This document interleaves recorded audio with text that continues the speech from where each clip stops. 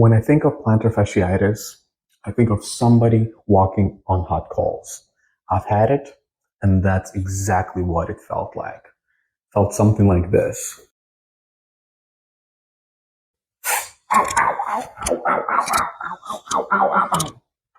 Plantar fasciitis is extremely common.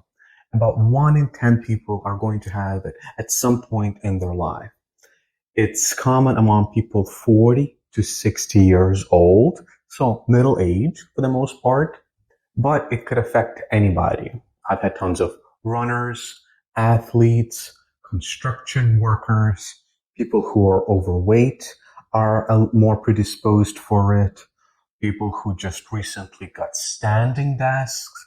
So basically anybody who's putting too much weight too suddenly on their feet end up developing plantar fasciitis. Otherwise, the foot is an extremely beautifully designed structure. To me, it looks like a long bow with the foot bones forming the arch and then the bow forming the string. And if the foot starts getting too much weight or too much pressure from a runner, from an athlete, the bow starts getting stretched too much and you end up developing inflammation. If that happens, of course, only for a day or a week, you're perfectly fine. But if it goes on for a month or more, that's when you start running into trouble. That's when you start developing little microscopic tears right in here. Diagnosing plantar fasciitis is relatively easy. All you need is an MRI or a physical exam. All you need to do is really just press at the area that it hurts, and the person just jumps right to the ceiling because of the pain. And you end up confirming their diagnosis. And then you end up treating them. As a general rule, the longer the problem has existed, the more difficult it is to treat it. So if it started only a few months ago, then conservative treatment is enough, meaning physical therapy and exercise. But if it has been going on for half a year, 2 years, then chances are it's going to need something a little bit more invasive, such as an injection. But the goal of the treatment is always the same: decrease inflammation, relieve pain, promote healing, and prevent future recurrences. Now, the first things first, the first recommendation is always rest and activity modification. So you have to stop doing the activity that's causing the pain for some period of time. So this is where the negotiating happens with the patient. And this might sound easy, but it's actually not, because you have to tell somebody to stop doing something that they generally love. So if it's a runner who loves running, who loves getting the runner's high, you have to all of a sudden tell them to stop. Or you have to tell them to start doing some cross training. I might have to tell them, listen, try an elliptical, try doing some weight training. And you basically have to negotiate and try to find some activity that they would rather do instead. Because if they continue on running, the problem is going to persist. They're not going to come back to see you. Nobody wins in that scenario. So very, very important, the most important thing. The next is, of course, stretching and strengthening exercises. A lot of people with this condition have very, very tight calf muscles, runners especially. So the first thing you have to do is just teach them 2 very basic stretches. And I do this right here in the office, and let me show you what they are. The first one is a calf stretch. So standing calf stretch, stand facing the wall with your hands at the wall at about an eye level. Put the leg you want to stretch about a step behind your other leg. Keep your back heel on the floor. Bend your front knee until you feel a stretch in the back leg. You'll feel a nice stretch all the way from the heel to the back of the knee. Hold the stretch for about 30 seconds. Then you're going to switch to the other side. Hold that for about 30 seconds. And then you do that 3 times per day. So I just remember that after every meal or before every meal, you do that. The next exercise is the Achilles stretch.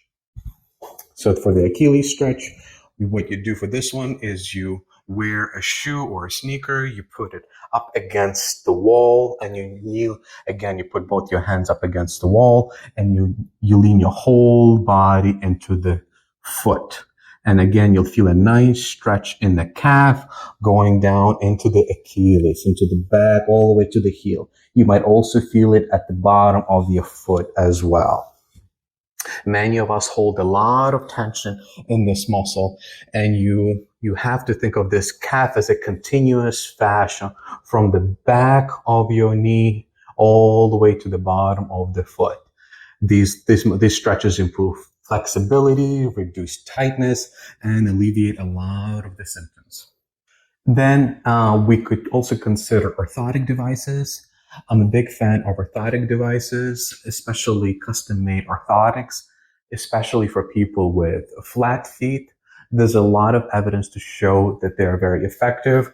So here's an example of an orthotic devices for a flat-footed person with an elevated arch right here. They're very, very effective, but they're really more effective for prevention than they are for treatment. So that's generally how I use it. Now, you could also try some oral anti-inflammatories, specifically non-steroidal anti-inflammatories like Aleve, Advil, your ibuprofen, your naproxen. They can definitely decrease inflammation associated with plantar fasciitis. However, I haven't found them to work as a standalone treatment all by themselves. They're really much more effective when you combine them with physical therapy, with stretches, with night splints. Another thing that some people benefit from are night splints. These are these weird looking things that you put on your feet at night that keep your foot and your calf muscles in a stretch position. So when you wake up in the morning, you have significantly less pain and stiffness. Like I said, they're somewhat effective for about 30% of people. They're effective, but there is this compounded effect where if you add it with physical therapy, with stretches, with anti-inflammatory, they do give you significantly added relief. So they're definitely worth trying for a number of people. And of course, my favorite among conservative care options is physical therapy. Physical therapy by itself, without anything else, works in at least 70% of people. Working one-on-one with a therapist, you learn the exercises that are effective, that decrease inflammation. The therapist has access to various tools such as ultrasound, massage, and my favorite, shockwave therapy. Shockwave therapy is this new, relatively new modality, a tool that decreases inflammation by sending a sound wave, a high energy sound wave to the area that is inflamed, telling your body basically come in, heal this area. We need more attention in this area. It's very, very effective. It's generally done by a physician or a therapist and usually requires anywhere from 3 to 6 sessions to achieve the optimal result. So very effective, definitely worth it. You might have to pay something extra, but it's totally worth it.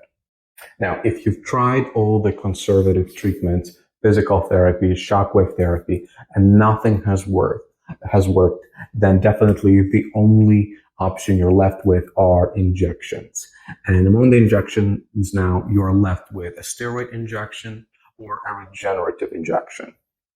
A steroid option is if you want a quick relief, but you're putting yourself at a higher risk of recurrence, meaning the pain can come back relatively quickly within a month to 2 months.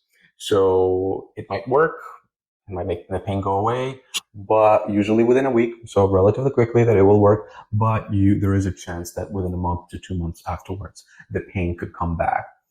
There is generally a rule that if you're a young and healthy person, it's going to work for you. And if the problem hasn't been there for a long time, but if you're an elderly person and it's been going on for a very long time, this is probably not the right option for you because the chances are the pain is going to come back after the steroid injection. So for that group of patients, I would instead recommend a regenerative injection. And a regenerative injection is your prolotherapy or your PRP. Prolotherapy is the sugar water injection, and PRP is the platelet-rich plasma, which is taking your own blood, spinning it around in a centrifuge, and then re-injecting it into the plantar fascia. What's interesting is there are studies out there that have compared these two options, and when it comes to plantar fasciitis, they work just as well, which is why I always do prolotherapy first. And 90+% of the time, prolotherapy works beautifully for this. And the other great thing is that in UAE, prolotherapy is covered by insurance. So you don't even have to pay anything for it because the insurance is going to cover for it. So prolotherapy is a great option.